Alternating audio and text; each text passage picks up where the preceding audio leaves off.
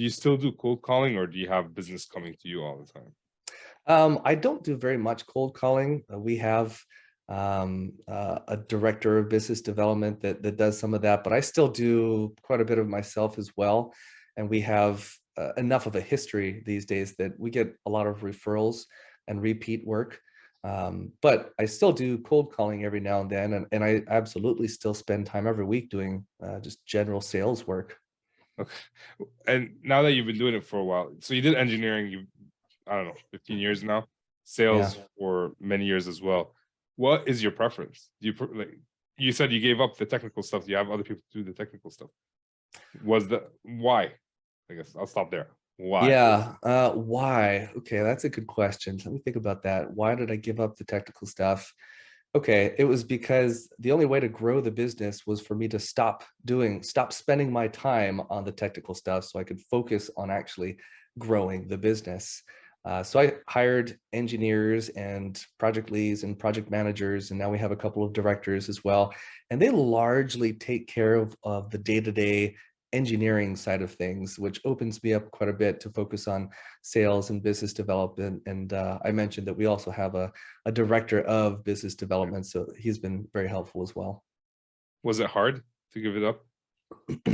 No, it wasn't, honestly.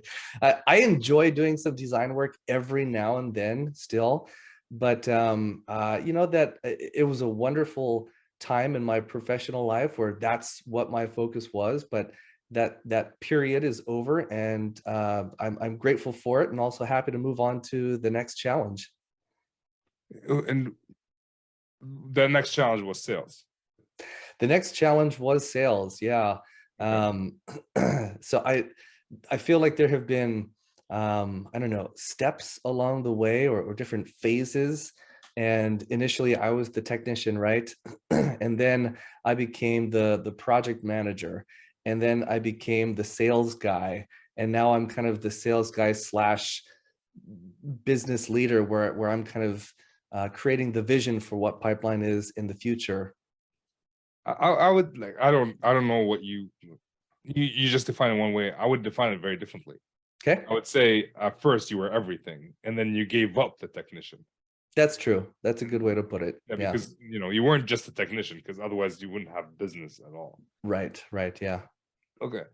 And did you feel like you were good at sales initially, and like you must have had to answer a lot of technical questions, which could have helped because you're also a technician. Yeah. How did you improve in sales? Do you feel like you're good? Do you ever feel like you're good? I think it is a work in progress still, and I've certainly improved over the years. I don't feel like I'm necessarily a natural sales guy. You know, you think of the salesperson as someone who speaks very easily and just gets along with everyone, is kind of the fun-loving guy, and I do get along with everyone. Actually, I'm pretty easy to get along with, and I enjoy people. But I am not like the outgoing fun guy. I'm certainly an introvert, very much so. And it's always kind of a push for me to go out of my comfort zone and start talking to people that I don't know and who don't know me. Yeah. How do you feel like being an introvert has helped you as a sales business owner, salesperson? I think one of the greatest skills a salesperson can have is their ability to shut up and listen. And I'm pretty good at listening because I don't like interrupting people. That's something I'm pretty good at. Yeah. Okay. Uh, was it hard work to be able to shut up and like I'm an introvert, but I find if a customer is asking a question and I know the answer to it, I want to interrupt them mid sentence and give them the answer. And it took a lot of work for me to it took a lot of practice and having senior people on my team laugh at me when I do that for me to stop doing it. Yeah. Was it hard work for you to become a listener, or was it more natural? I think that was pretty natural for me. That Okay. was something I was just always, I had this innate, I don't know, talent for. Okay. And how has being an introvert hindered your career or your business ownership?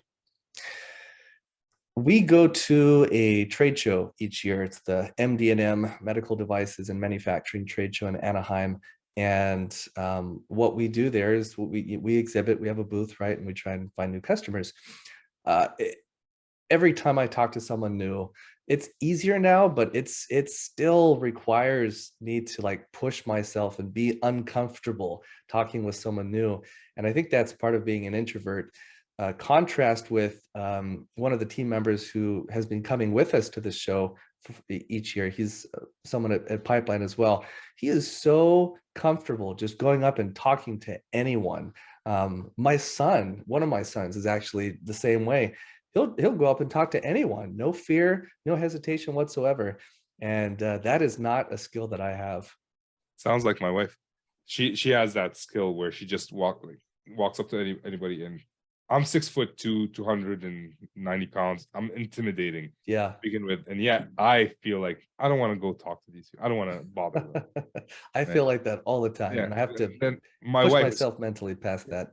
my wife is 5'2". She just walk up under someone. It's like, hey, what are you guys talking about? Like, how do you do that? She's not in sales. I wish she was in sales.